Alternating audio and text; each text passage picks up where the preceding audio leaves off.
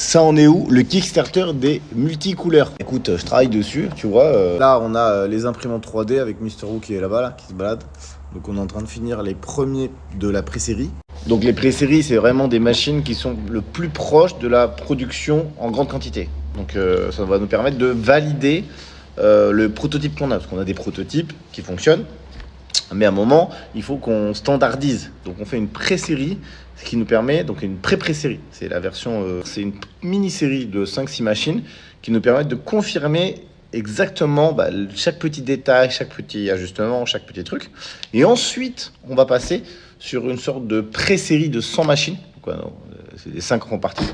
Une sorte, ce sera les mêmes machines, mais on fait un petit lot pour confirmer avant de faire les 100. Les 100, ça va permettre de les faire tourner pour avoir une visualisation de la fiabilité du produit, non pas sur un lot de 1 ou 2 machines, mais sur un vrai lot de 100 machines. Voilà, c'est des machines qui sont dédiées aux influenceurs et à nous en interne. En parallèle, là, moi, je suis en train d'assembler l'Hyperdrive. C'est un élément qui contient plusieurs éléments électroniques qui permettent de piloter les systèmes de YMS. Donc les YMS, ça veut dire Yumi Material System. Donc c'est les systèmes multicouleurs qui sont individuels, un par un. Toutes les sorties de chaque YMS ici. Tu vas brancher un YMS, 2 YMS, 3 YMS. Et tu peux acheter autant de YMS que tu veux. Et tu peux combiner. Donc tu peux en rajouter plusieurs. Ça pilote 5 couleurs, ce système-là, parce qu'il y a 5 drivers. Voilà, donc si tu veux, dans une autre vidéo, je te montre comment on l'assemble. Chez Yumi, tout est sur mesure et il n'y a pas d'éléments standardisés. On a la maîtrise totale de notre électronique de A à Z. Voilà, y compris jusqu'au driver. Donc ça, c'est les drivers Yumi. Driver TMC 2209. On a tous les éléments que d'un côté. Donc on a, du coup, à l'assemblage des machines automatiques.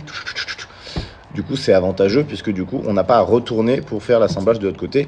Et donc, on a un gain de coût. Et sache que le coût est important puisque les produits sont de toujours et toujours moins chers. Donc, on doit toujours réfléchir à comment faire pour sortir toujours un meilleur produit et toujours moins cher. Donc, comment on fait? Avec l'expérience des produits précédents, on est capable de produire quelque chose de plus qui en théorie vaut plus cher, mais on reprend des économies de compétences qu'on avait pour améliorer en se disant ok, ça on peut diminuer le prix, on va faire comme ci ou comme ça, ce sera le même produit, mais repensé pour qu'il coûte moins cher. En tout cas, c'est ce que j'essaie de faire avec Yumi et c'est pour ça que ça prend un peu de temps parce que j'essaie de faire un produit qui soit qui puisse tenir dans la durée et surtout en termes de maintenance de SAV et qu'on ne fasse pas 10 versions différentes d'imprimantes et vous vous retrouviez avec une maintenance extrêmement compliquée.